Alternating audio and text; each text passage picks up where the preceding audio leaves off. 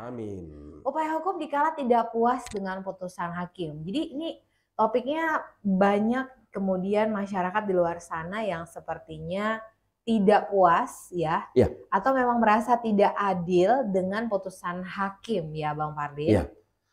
Bagi pihak yang merasa kalah ya, atau Mhm. pihak yang dikalahkan, atau pihak yang dinyatakan atas, misalkan dia mengajukan gugatan, gugatannya dinyatakan tidak dapat diterima oleh majelis hakim, atau gugatannya ditolak, atau sebagai tergugat, ya, mengabulkan gugatan si penggugat, gitu ya, atau menerima gugatan penggugat.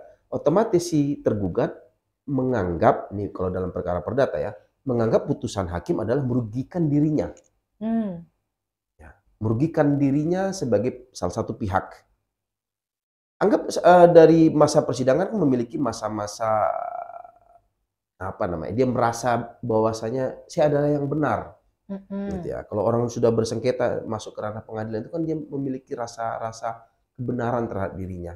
Siap. Lalu tiba-tiba selama berjuang di pengadilan untuk mendapatkan rasa keadilan, tiba-tiba hakim misalnya gitu ya, di dalam acaranya, hukum acaranya, putusan menyatakan misalkan mengabulkan gugatan atau menolak gugatan dan atau memenangkan tergugat gitu kan. Nah ini kan para pihak yang merasa merugi, Mhm. yang merasa dirugikan akibat dari putusan hakim adalah sebagai sikap yang belum tentu ia bisa terima atas putusan tersebut. Mhm. Nah ini sikap nih. Upaya apa yang dilakukan gitu kan. Kita nggak Mhm. usah mengkuar-kuarkan ke publik bahwasanya hakim sudah tanda kutip masuk angin lah, hakim sudah disogok lah, hakim sudah uh, sudah tidak fair, tidak Mhm. independen Mhm. gitu kan. Mhm. Mhm. Nggak usah lakukan upaya-upaya seperti itu. Itu nggak membantu juga Juga tidak. untuk ketidakpuasan Uh-uh. kita ya. Yang ada justru akan memperburuk image kita Mhm. sebagai orang yang tidak menerima atas kekalahan. Hmm. Gitu. Lakukan apa ketika merasa tidak terima atas putusan Mhm. atau merasa tidak adil atas putusan hakim Mhm. terhadap perkara yang disidangkan? Lakukan upaya hukum selanjutnya. Oke. Ketika itu adalah tingkat pertama, persidangannya berada di pengadilan negeri, kita kalah atau kita tidak terima atas putusan itu, ajukan banding ke pengadilan tinggi. Mhm. Ya, itu langkah step by Banding stepnya. ya, baik. Banding Mhm. ke pengadilan tinggi melalui pengadilan negeri di tempat mana awal persidangan dalam pokok perkara tersebut disidangkan. Gitu. Banding itu adalah sebagai bentuk upaya hukum yang dilakukan oleh pihak yang merasa Tidak puas. tidak puas terhadap putusan pengadilan, tidak puas terhadap putusan hakim, Hmm. tidak puas terhadap putusan majelis hakim. Ya. Sampaikan di Mhm. dalam banding tersebut bahwasanya kekeliruan terjadi pada saat putusan majelis hakim terhadap perkara yang sempat disidangkan pada tingkat pertama. Apa? Di mana kekeliruannya? Hmm. Dijelaskan, dipaparkan. Tidak usah lagi menyebutkan tentang pokok-pokok perkara baru. Ketika terkait dengan wan prestasi di dalam mengajukan gugatan adalah terkait dengan ingkar janji atau tidak memenuhi syarat sebuah prestasi atau perjanjian yang telah harus dilaksanakan seperti dituangkan dalam sebuah perjanjian, ya terhadap pokok permasalahan itu saja yang disampaikan. Nggak Ya. usah melebar kemana-mana. Kan kita juga banyak klien tuh, Mhm. dia tidak terima atas Mhm. putusan majelis hakim. Oke. Oh, perlindungan pernah menangani perkara lalu kalah, ya pernah.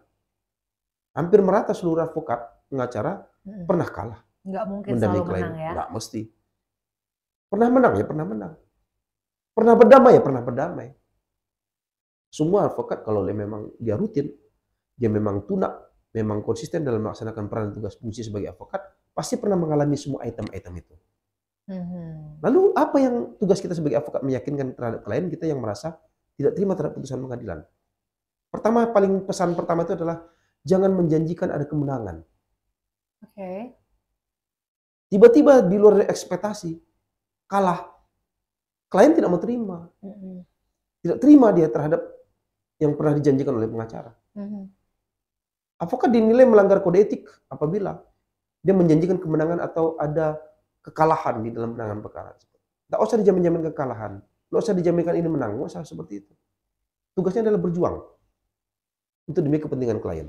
untuk mendapatkan rasa keadilan, untuk merebut hak-haknya, untuk menyampaikan sesuatu sebab terhadap permasalahan yang sebenarnya sesuai dengan bukti dan saksi yang telah diterima, yang dimiliki dan lain sebagainya. Lalu tugas kita yang kedua adalah dengan selain kita memberikan keyakinan kepada klien bahwasanya perkara tersebut adalah untuk diperjuangkan terlebih dahulu, bukan ada jaminan menang dan atau ada jaminan kalah.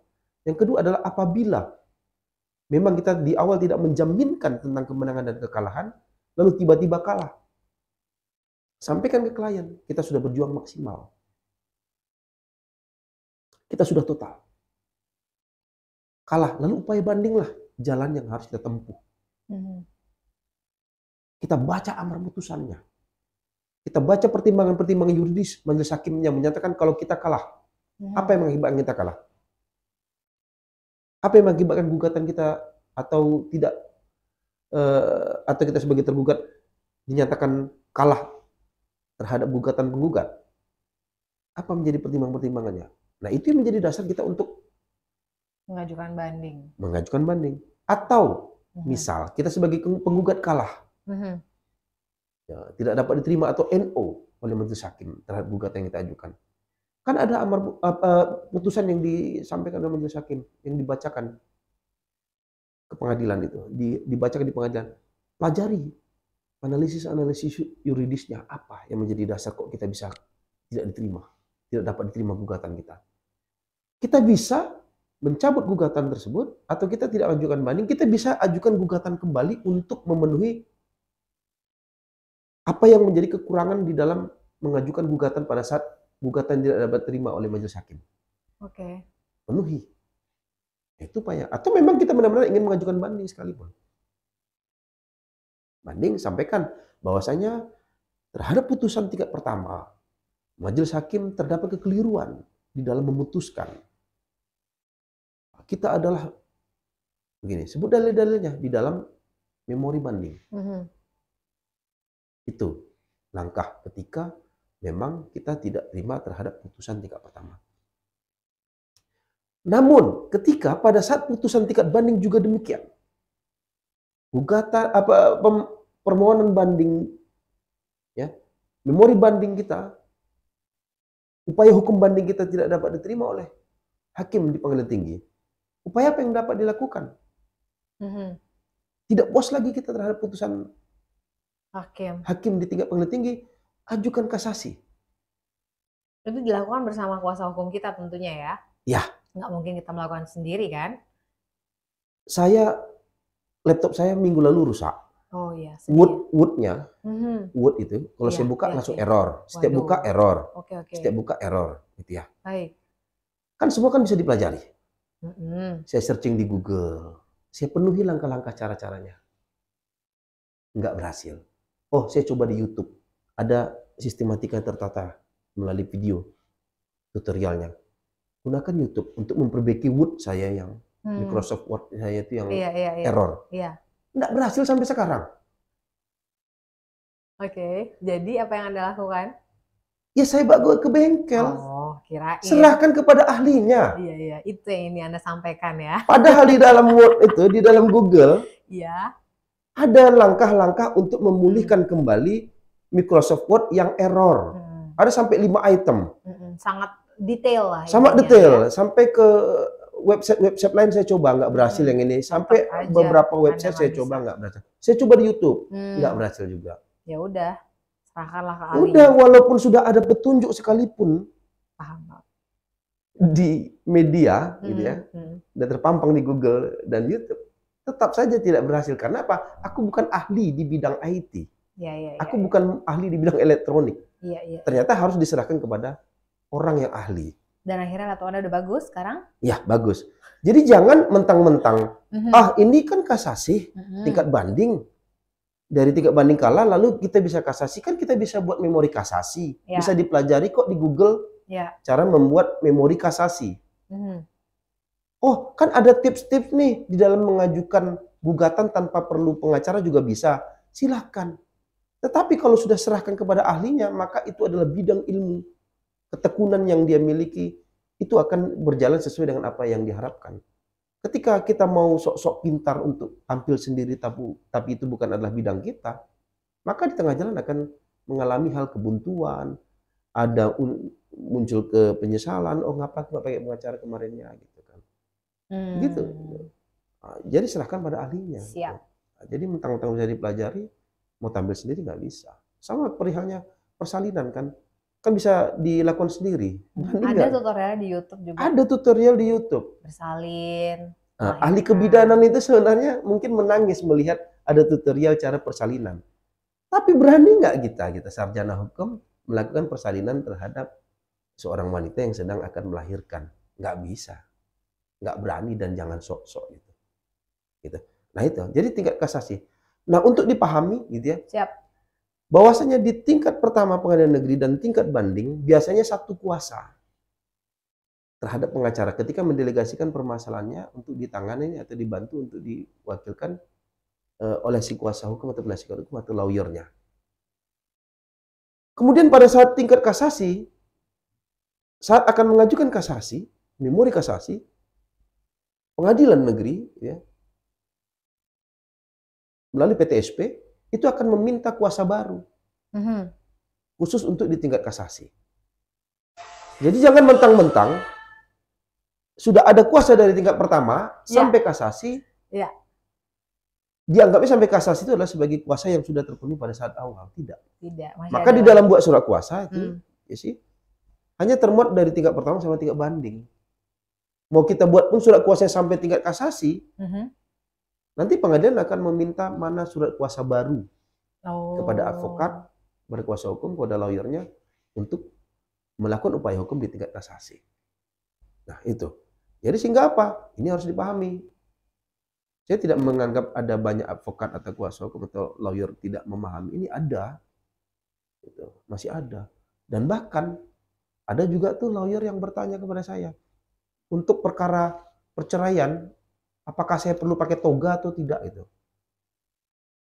Nah, untung dia bertanya gitu kan. Kalau nggak dia sidang udah pakai toga perkara perceraian.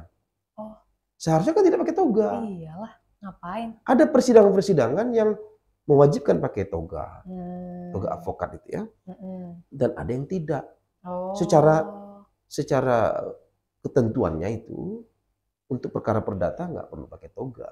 semua perkara perdata. Iya, Oh, termasuk perceraian perceraian, tadi. gugatan perbuatan melawan hukum, Oh, hubungan kita kan orang awam prestasi. ngiranya setiap lawyer masuk selalu harus pakai toga kan? Ternyata nggak Begitu, juga ya. makanya ini bukan ilmu pengetahuan awam terhadap Hmm. sang advokat.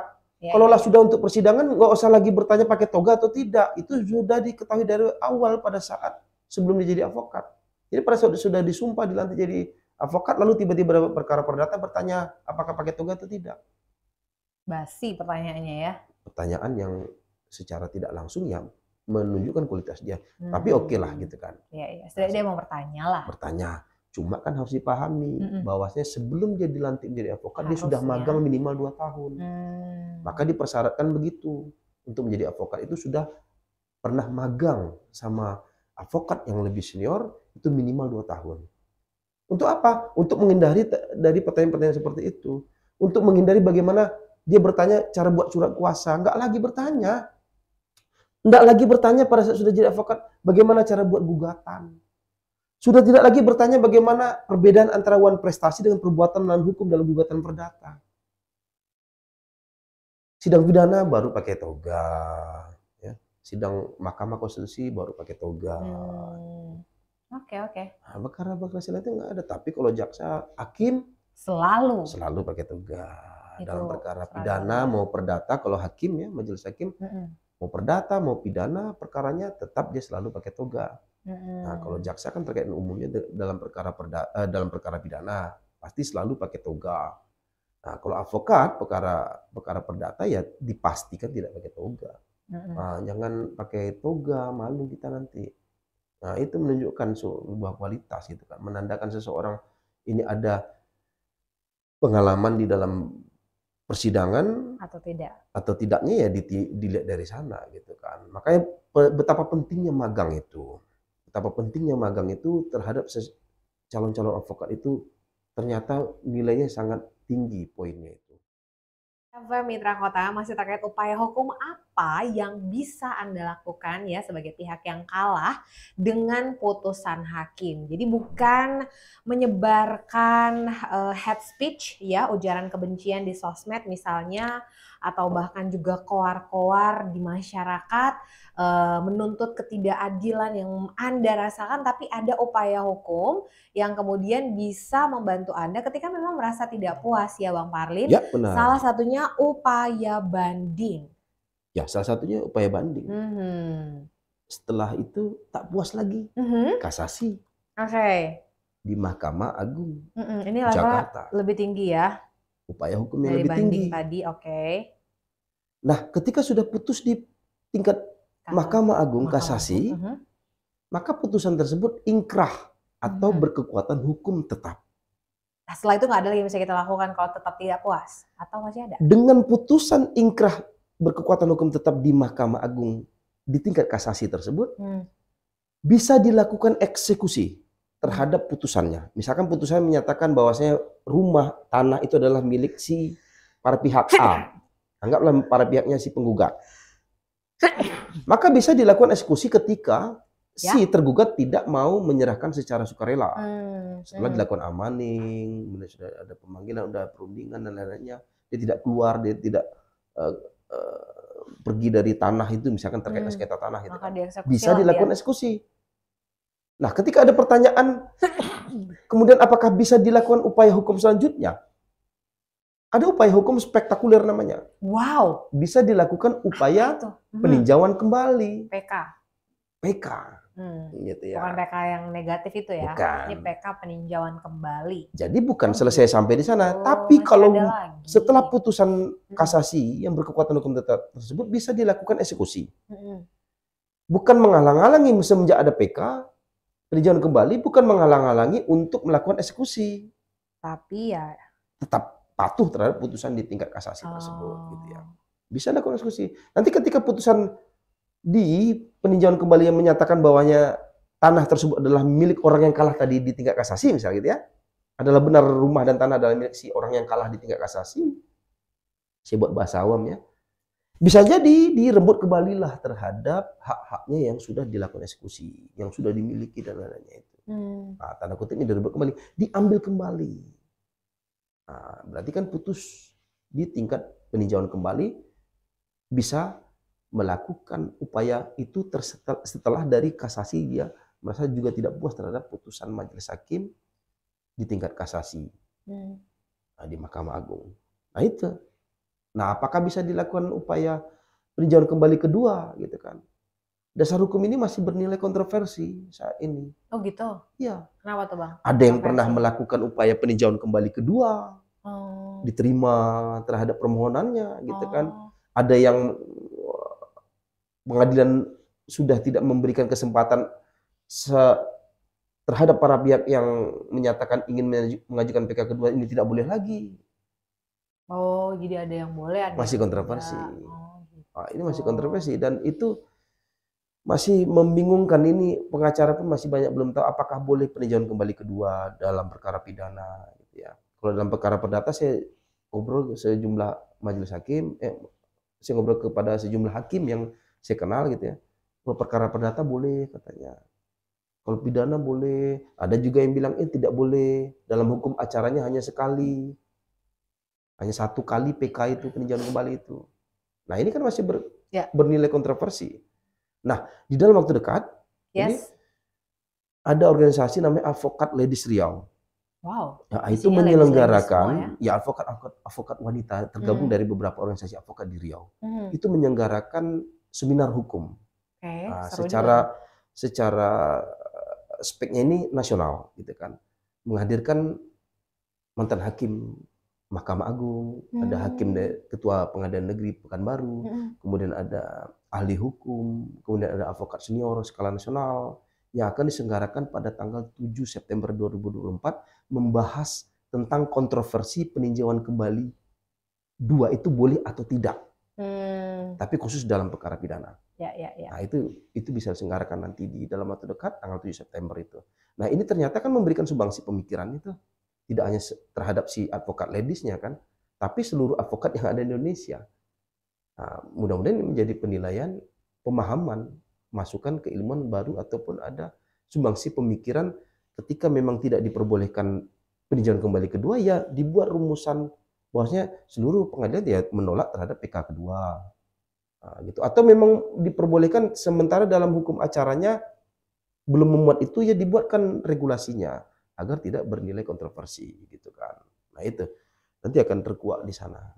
Nah saya moderatornya, MC-nya saya. Luar biasa. Jadi sedikit banyaknya harus dipelajari agar tidak terlihat kosong kan untuk bisa gitu. Nah ini kan banyak masyarakat juga nih Jess yang Pak ternyata lama persidangan ini gitu kan. Banyak pengacara yang tidak menjelaskan prosesnya seperti apa, proses itu bagaimana sampai pengadilan, sampai kasasi, ada banding, ada tingkat pertama, banding dan kasasi.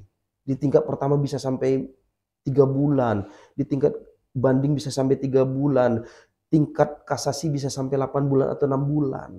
Nggak dijelaskan. Kenapa? Karena advokat pingin teken kuasa agar dapat duit, lalu tidak dijelaskan tentang plus minus, gitu kan. Banyak advokat begitu. Dan banyak profesi-profesi yang begitu. Tiba-tiba di tengah jalan kita, loh begini rupanya ya Pak di dalam proses persidangan itu. Loh begini ya tantangannya. Oh tidak segampang yang dipikirkan. Gitu kan. Sama seperti halnya marketing gitu kan. Kalau marketing umumnya, gini saya nggak menjelekkan marketing ya. Umumnya yang pernah saya terima tawaran-tawaran marketing itu ya. Itu kan dia menceritakan kelebihan-kelebihan saja. Tentang risiko nggak dijelaskan. Lalu kan kita tergiur nih, udah terhipnotis dengan kelebihan-kelebihan itu. Pas sudah kita ikuti programnya, ikuti produknya, kita beli programnya, kita ikutkan di dalam apa yang dia tawarkan. Ya. Pas di tengah jalan kita baru merasa tidak terima. Oh begini, oh begitu, gitu kan. Kok nggak dijelasin? Ya nggak bisa lagi, marketing udah selesai urusannya. Tugasnya sudah selesai melobi dan berhasil closing. Urusannya sama perusahaan, sama holding aja lagi urusan kita. Urusannya kemana? Ke pusat, ke Jakarta. Ya. Nah itu banyak kejadian seperti itu. Saya tidak menyebutkan produk-produk apa gitu kan. Mungkin Jesse paham lah.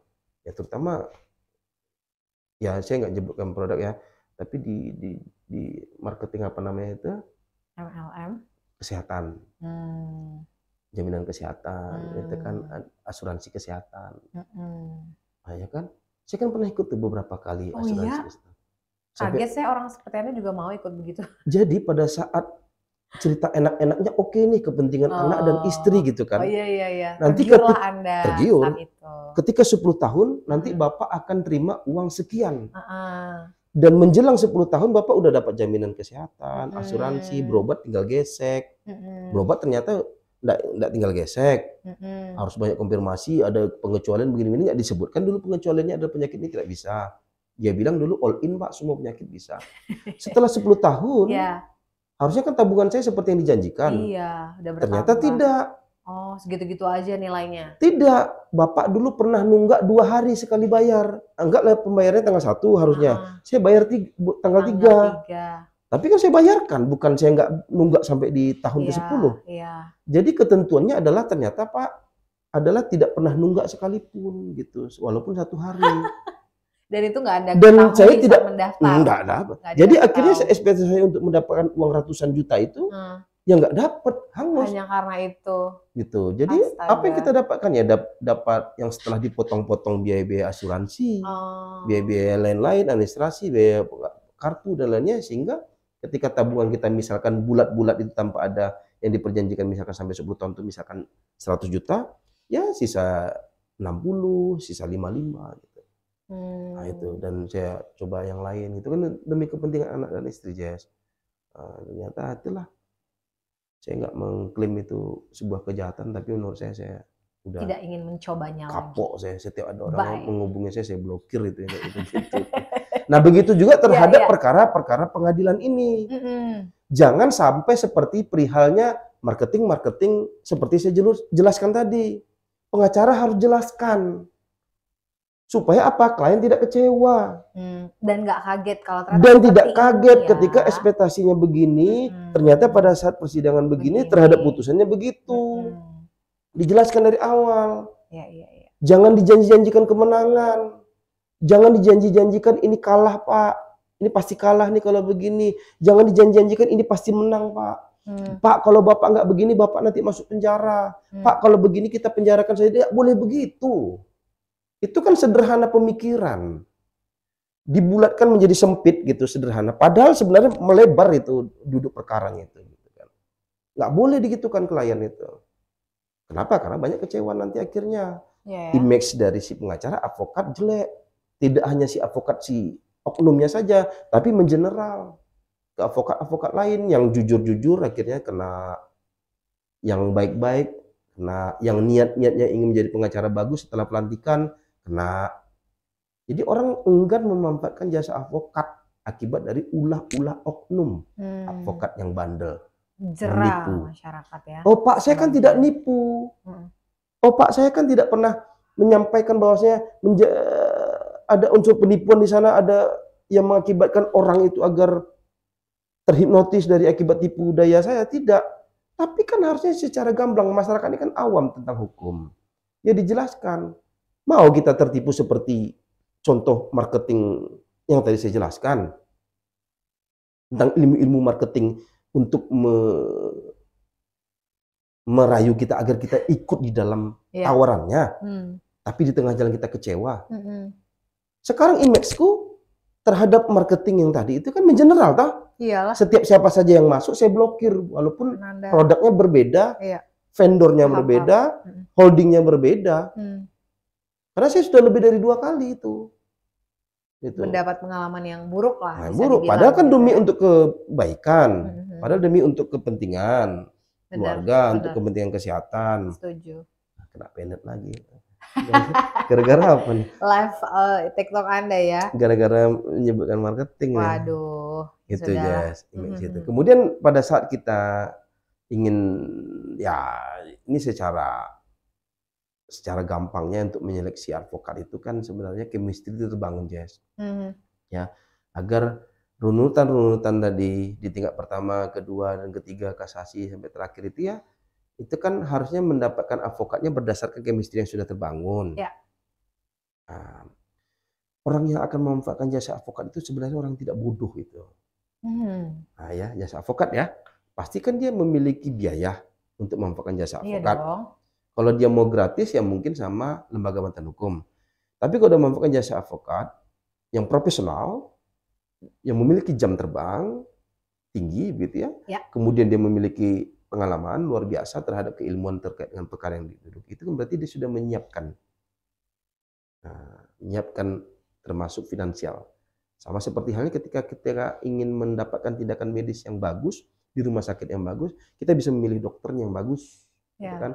Berarti sudah menyiapkan uang, sudah menyiapkan finansial untuk bisa memenuhi apa yang keinginan kita. Nah, tentunya orang-orang yang memiliki finansial yang cukup tersebut untuk memanfaatkan jasa advokat adalah orang-orang yang tidak bodoh. Orang-orang yang memanfaatkan jasa advokat adalah orang-orang umumnya intelektual, gitu ya. Dia udah paham gitu ya, intelektual, tidak gampang dibodoh-bodohi, ya berpendidikan bagus dan lain-lainnya. Bukan menganggap memanfaatkan jasa advokat orang yang sebagian yang tidak memanfaatkan jasa advokat adalah orang yang bukan berpendidikan, bukan itu maksudnya. Tapi adalah bagaimana orang yang umumnya memanfaatkan jasa advokat adalah selektif memahami. Jadi ketika sudah selektif lalu tiba-tiba kita sudah mendapatkan cara untuk menipu klien itu, gitu kan? Nah ini yang menjadi sebuah persoalan bagi advokat, image jelek itu. Sampai sekarang mohon dipulihkan kembali nama-nama advokat ini agar kita sama-sama memperbaiki cara kerja, cara pendekatan, cara berkomunikasi dengan klien itu. Supaya apa? Orang memanfaatkan jasa advokat setiap permasalahan hukumnya. Gitu. Jadi tidak serta-merta kita orientasi cari duit, tapi mungkin ada permasalahan-permasalahan yang kita bantu. Jadi orang udah jangan sampai usah pakai jasa advokat, sama aja perangnya advokat. Gitu. Sampai orang yang intelektual sekalipun dia bisa tertipu, terberdaya gitu kan, oleh advokat, oknum advokat gitu kan. Maka ini menjadi sebuah image yang tamparan kurang baik ya terhadap kita gitu kan. Sama ya citra-citra yang lain gitu kan. Ya sama-sama untuk memperbaiki itu gitu. Kan kan banyak tuh, makanya orang nggak mau jumpa advokat dengan alasan apa? Nggak mau memanfaatkan jasa advokat dengan alasan apa? Orientasi sudah duit duluan. Orientasinya sudah finansial duluan. Sudah nanyain duit duluan. Baru datang, Pak, saya mau konsultasi tentang permasalahan ini. Langsung.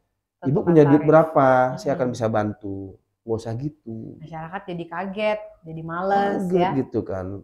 Ya bermain lah, makanya ada buku itu ya, buku tentang triks memanajemen kantor hukum.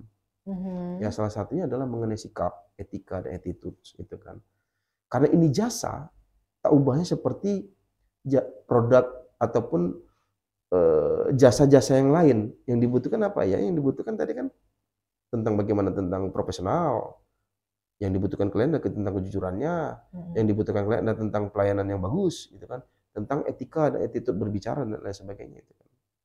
Pak Parlino kan pernah marah sama kliennya tentang pernah marah nggak tentang akibat dari ulah klien gitu? Ya pernah marah gitu kan. Kalau kita bilang gini cara upayanya, ya ikutkan, karena kalau ketika sudah memanfaatkan jasa advokat kan ikutkan cara main advokatnya.